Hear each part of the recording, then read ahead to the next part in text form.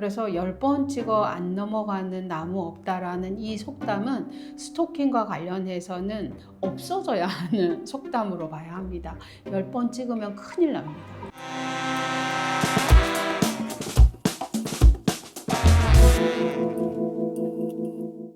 안녕하십니까? 김재련의 엑스파일 변호사 김재련입니다.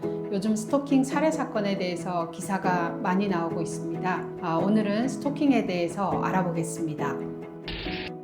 스토킹 기준이 있어요? 아는 사이에서 스토킹하는 경우가 더 많죠. 원래 알고 지내고 친하게 지냈는데 그래서 이제 데이트 폭력이라고도 그러고 교제 폭력이라고도 하고 뭐 그렇게 이야기를 하잖아요. 그러니까 뭐 변심했다거나 헤어졌다거나 뭐 이렇게 했을 때 또는 내가 관심 있는데 상대방이 내 마음을 받아주지 않았다거나 이런 식으로 했을 때 이제 이런 폭력을 하는 거죠. 그리고 전혀 모르는 사람인데도 가끔 보면 뭐 연예인이라든지 골수 팬이 막 계속 집 앞에 찾아오고 하는 거 이런 것도 전부 스토킹 행위거든요. 우리 스토킹 처벌법에서는 정의 규정은 두고 있어요.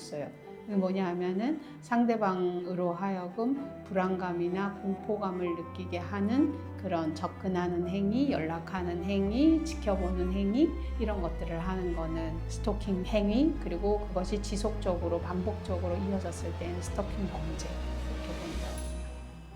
행위와 범죄 처벌 기준도 다른. 그렇죠. 스토킹 행위에 대해서 신고를 하면은 이제 경찰이 경고를 하고 그렇게 해서는 안 된다라고 하지만 스토킹 범죄로 나아갔을 땐 그거는 처벌하죠. 범죄로서. 잠정 조치. 네.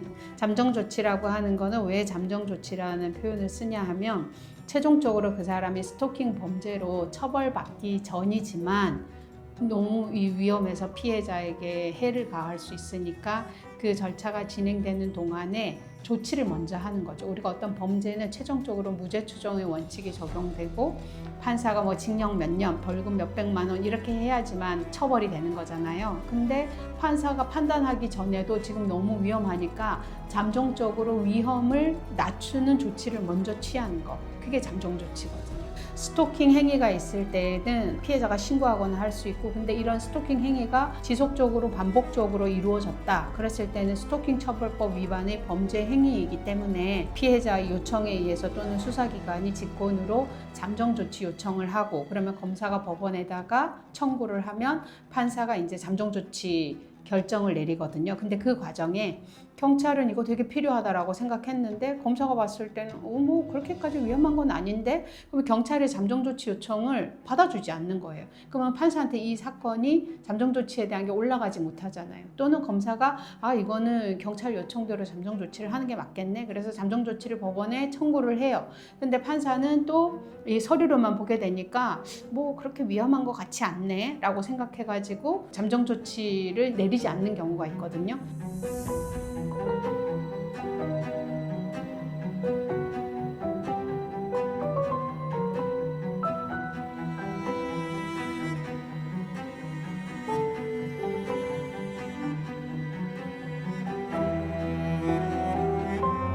근데 지금 대구에서 발생한 사건도 그렇고 의정부에서 발생한 사건도 그렇고 경찰이 잠정조치 요청을 했는데 검사가 법원에 청구하지 않거나 검사가 청구했는데 법원에서 잠정조치 결정을 기각시키거나 이렇게 해서 이런 돌이킬 수 없는 피해에 이르게 된 사건들이라서 저는 경찰이 일선에서 이 피해 상황을 가장 현장에서 보는 목격하는 수사관들이잖아요. 그러니까 스토킹 행위 같은 경우에는 경찰이 이런 요청을 하면 특별한 사정이 없는 한은 검사가 법원에다가 잠정조치 청구를 해주는 게 맞을 것 같고 법원에서는 이 사람이 스토킹 범죄자가 앞으로 재판 잘 받을 것 같네 이게 중요한 게 아니라 여차하면은 피해자가 이런 생명을 잃게 될 수도 있다. 심각성을 인지하고 적극적으로 잠정 조치를 내려주는 게 필요하다고 생각해요.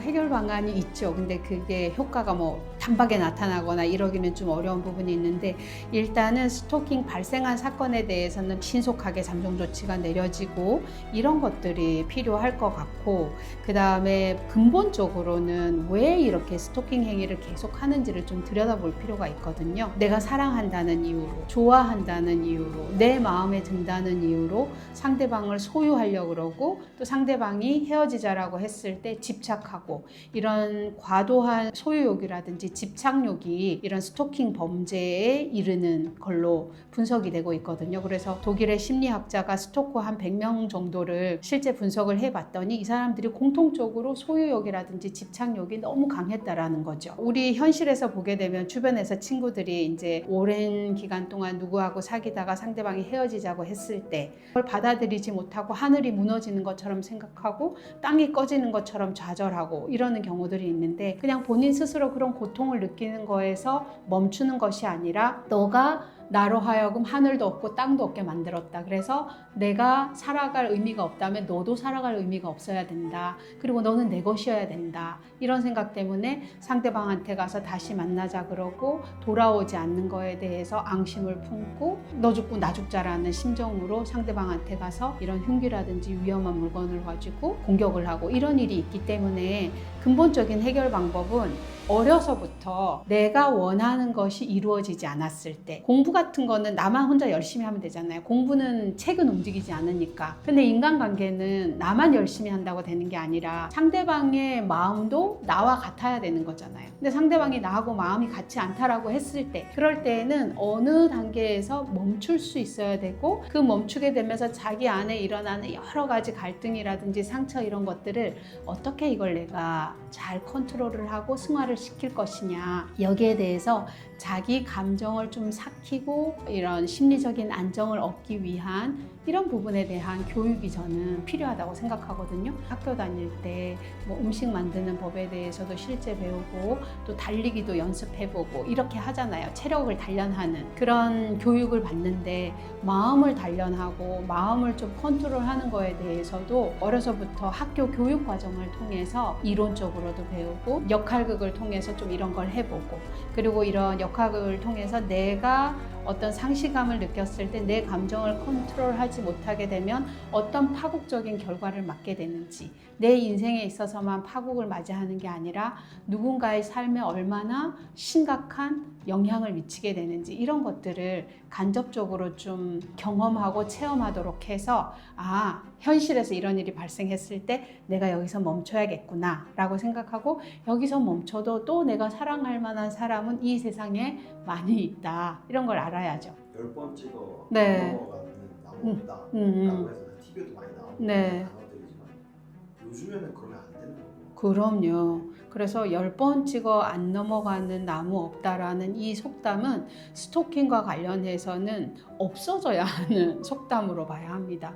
10번 찍으면 큰일 납니다. 내가 그 상대방을 어떻게 생각하는지 이런 거를 알려주는 거는 내 자유지만 내가 그 내 심정을 표현했을 때 상대방이 나는 그렇지 않아 라고 하면은 멈춰야 되는 거죠. 우리가 누군가하고 교제를 하거나 사귀는 거는 나의 마음만 가지고 되는 게 아니고 상대방도 나하고 같은 마음이어야 되잖아요.